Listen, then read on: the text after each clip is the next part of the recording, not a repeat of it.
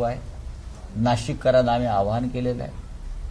सगळे रिक्षावाले, वाहतूकवाले हे त्या मोर्चात सहभागी होतील.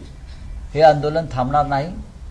हे आंदोलन संपल्यावरती ज्या ज्या भागात खड्डे आहेत, जेथे जेथे भाजपचे नगरसेवक आणि आमदार आहेत, त्यांच्या घरासमोर आंदोलन करणार आहे.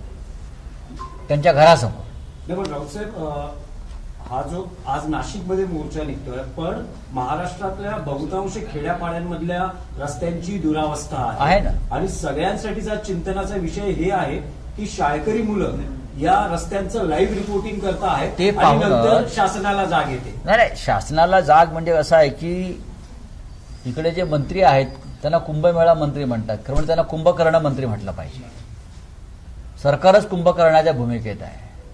देवेंद्र फडणवीस आणि नरेंद्र मोदी 2046च्या विकासाच्या गोष्टी करतायत. इकडले रस्ते या देशातले स्पेस टेक्नॉलॉजीनं आम्ही बनवले वगैरे असं ते भाषण करतात प्रधानमंत्री.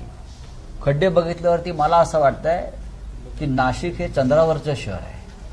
कारण चंद्रावर खड्डे आहेत असं शोध लागला आहे. चंद्रावरती खड्डे आहेत म्हणून त्यांनी काय हे चंद्रावरचं शहर बनवलंय का? पण चंद्रावर गेलेली माणसं, नील आर्मस्ट्रॉंग वगैरे सगळे हे सुखरूप परत आले ना. इकडल्या खड्ड्यामध्ये, इकडल्या चंद्रावर माणसं मरतायत ना. हा, हे नाशिक म्हणजे चंद्र आहे. लाज वाटत नाही का या लोकांना? किती भ्रष्टाचार आहे महापालिकेत. कुंभमेळ्यामध्ये 15,000 कोटीचं बजेट आता 45,000 कोटीवर गेलंय.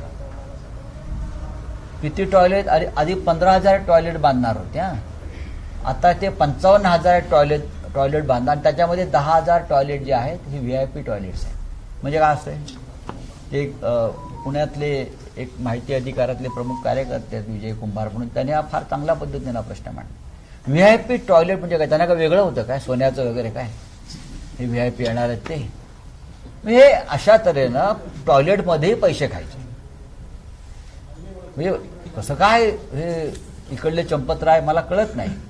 म्हणजे टॉयलेटमध्ये लोक पैसे खायला लागले कुंभमेळ्याच्या निमित्तानं. हे हिंदुत्ववादी.